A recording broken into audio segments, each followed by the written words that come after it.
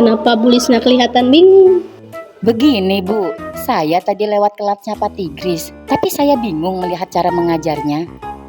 Memangnya kenapa Bu Lisna? Ada sesuatu yang berbeda. Saya melihat Pak Tigris tidak menghukum murid yang datang terlambat. Lah, kok bisa?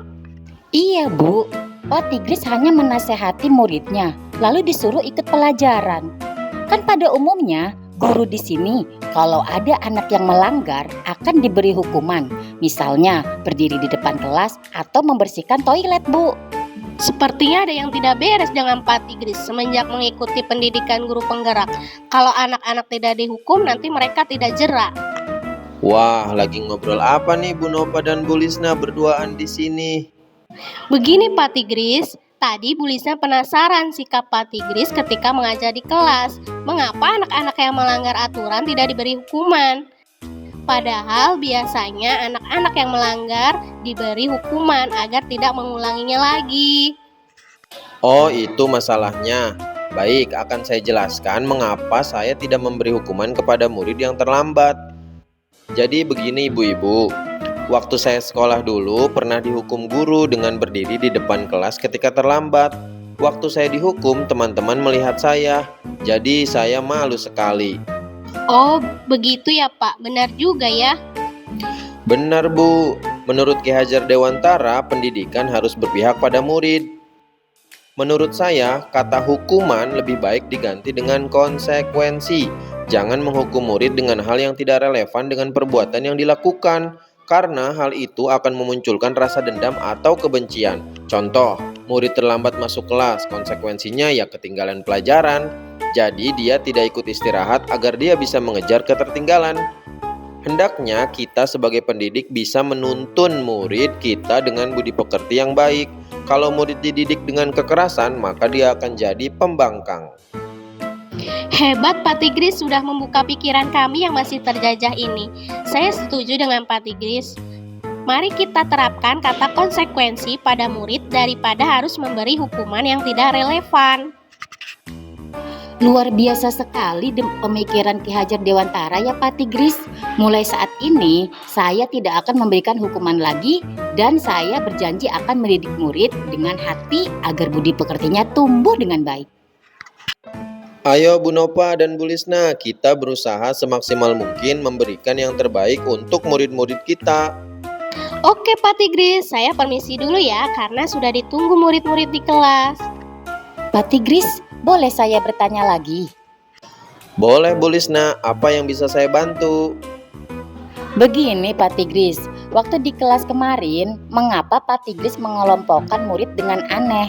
Murid yang suka ngomong dikelompokkan dengan anak yang suka bicara di kelas. Terus murid yang suka membaca dikelompokkan dengan yang suka membaca. Menurut saya itu tidak biasa Pak Tigris. Hehehe, baiklah saya jelaskan Bu Lisna. Menurut Ki Hajar Dewantara, kita sebagai pendidik haruslah mendidik murid sesuai dengan kodrat alam dan kodrat zamannya. Kodrat alam berkaitan dengan sifat dan bentuk, sedangkan kodrat zaman berkaitan dengan isi dan irama.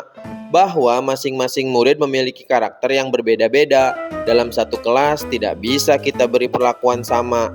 Maka dari itu kemarin saya kelompokkan anak berdasarkan gaya belajar mereka. Waduh, kalau dengan cara seperti itu, apa Pak Tigris tidak capek mengajar dengan cara yang berbeda-beda? Kalau saya sudah pusing sepertinya. Bu Lisna, saya menerapkan pembelajaran berdiferensiasi. Hal itu sesuai dengan keberpihakan saya kepada murid.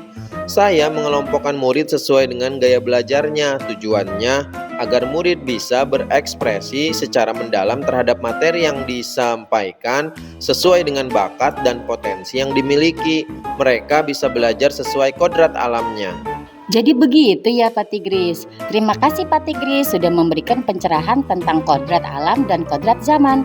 Oh ya Pak, tantangan apa yang Bapak hadapi selama menerapkan pemikiran Ki Hajar Dewantara? Karena saya tertarik ingin menerapkannya di kelas. Tantangan yang saya hadapi adalah mendeteksi gaya belajar murid. Karena murid belum bisa memahami potensinya dan biasanya mereka ikutan temannya. Selain itu, tantangan yang lain adalah kadang saya kerepotan melakukan penilaian dengan tugas di masing-masing kelompok. Jadi penasaran Pak, lalu apa solusi untuk mengatasi tantangan tersebut? Saya biasanya meredam emosi saya untuk lebih bersabar, menuntun murid untuk mengetahui bakat dan potensinya. Meskipun tidak mudah, tetapi saya yakin bisa dengan mengaplikasikan trilogi pendidikan Ki Hajar Dewantara. Tentang itu Bu Lisna saya akan jelaskan lagi ya. Begini bunyinya. Ingarsa sung tulada, ing madya mangun karsa, tuturi handayani. Di depan guru memberi contoh, di tengah harus memberi semangat, di belakang guru mendorong kreativitas dengan memberikan kekuatan. Masya Allah, terima kasih banyak Pak Tigris atas pencerahannya. Jadi terbuka pikiran saya hari ini. Sama-sama Bu Lisna, ayo kita menjadi guru yang berpihak pada murid, menuntun laku murid untuk menebalkan karakter-karakter baiknya, sehingga pendidikan di sekolah kita menjadi tempat tumbuh kembangnya benih murid yang memiliki budi pekerti, agar mereka bisa mencapai kehidupan yang bahagia, baik untuk dirinya maupun orang lain. Oke Pak Tigris, terima kasih banyak atas ilmunya. Keren memang kalau ikut pendidikan guru penggerak menjadi sesuatu yang berbeda. Sama-sama Bu Lisna, semangat!